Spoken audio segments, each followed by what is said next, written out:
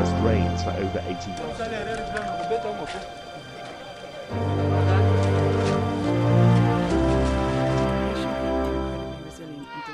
Despite their suffering. You can have man-made emergencies, which is of course a war or a conflict, and you can have natural-made disasters, which of course are earthquakes, like we've seen them in Haiti, or the floods, which are currently going on in Pakistan. But I guess the needs are the same, though, for the people. I think the needs in many aspects are the same, and I think also the challenges to meet the needs are similar in the emergencies that can arise. What would you say are the most important things to be done?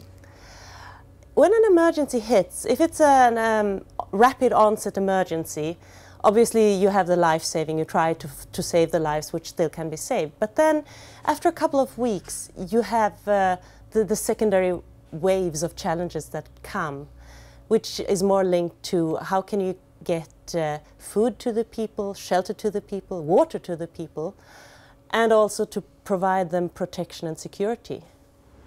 We want to challenge our students who come into these new master's programs to train themselves to be energy engineers. And then in combination with all the catastrophes around the world in 2010, we have recently the flooding in Pakistan, we have earthquakes, etc. We felt that providing fast and flexible energy service like electricity, clean water to people in need would be a true challenge. Here I think we have an opportunity to show them that although you are still in training, what you do now this year will matter to somebody. It's a small step. We are not saying that we will find the solution to providing these people, our fellow humans, with the relief they need, but at least we're trying.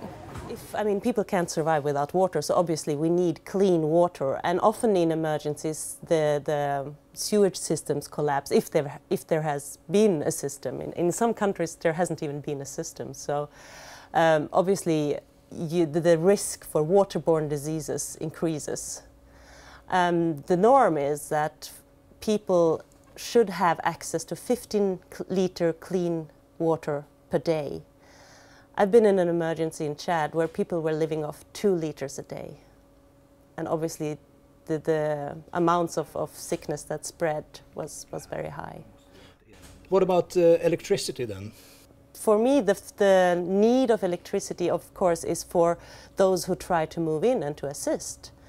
There won't be an NGO that can operate without electricity.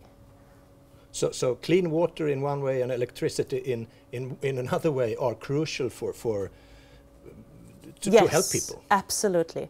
I think that's very essential that those mechanisms or those systems that can provide water and electricity are set up as soon as possible. Oh yes, I think that we can do a lot of things, and it doesn't have to be an enormous issues related to the latest technology, etc. I mean, what we need to do is we need to go down and talk to people. We need to have the practical engineer combined with our skills and expertise on the research side, and make sure that we develop something, a product, which is usable in various environments, which is such that it can really be used even in harsh environments. I'm not an engineer myself, but I have been thinking about, how do you do high-level research that actually benefit emergencies? Because I did realize that a lot of our research in the universities is geared towards normal circumstances. But who takes on the challenge of thinking ahead in a context that is really, really difficult, like emergencies are? Well, my expectations, and I think that goes for all of the teachers in the programs, is that the students will find that this is an interesting project.